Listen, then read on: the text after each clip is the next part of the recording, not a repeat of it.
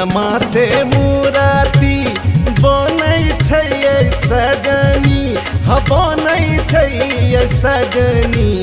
ओही रे माँ से, ओही रे माँ से, ओही रे माँ से दुर्गा माँ के पूजा होइ छै सजनी। ओही रे माँ से दुर्गा माँ के पूजा होइ छै सजनी।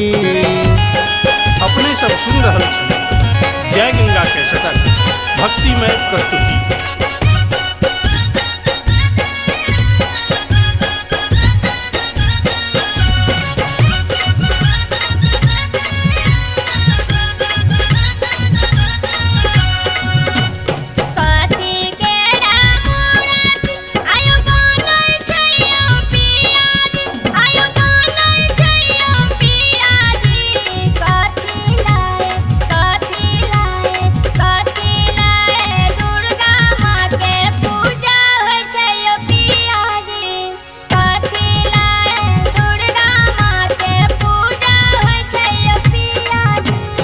माटी केरा मूर्ति बनै छै सजनी, बनै छै सजनी।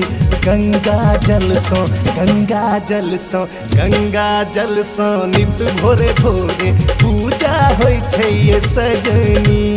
गंगा जल सँ नित भोरे भोरे पूजा होइ छै सजनी। अपने सब सुन रहल छी जय गंगा के सटक भक्तिमय प्रस्तुति।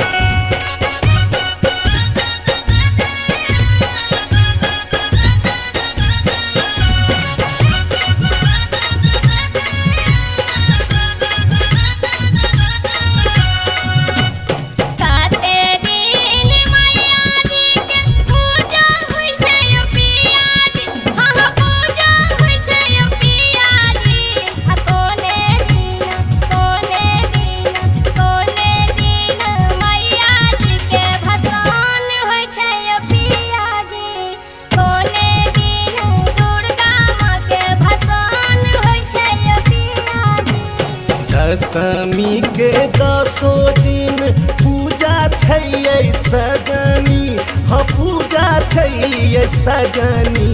सबके दुख हर, सबके दुख हर, सबके दुख हर का फेरो जतरा छै सजनी।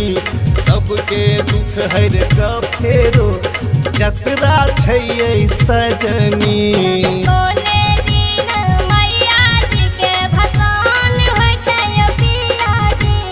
दशमी के दिन माँ के भसान होइ छै सजनी।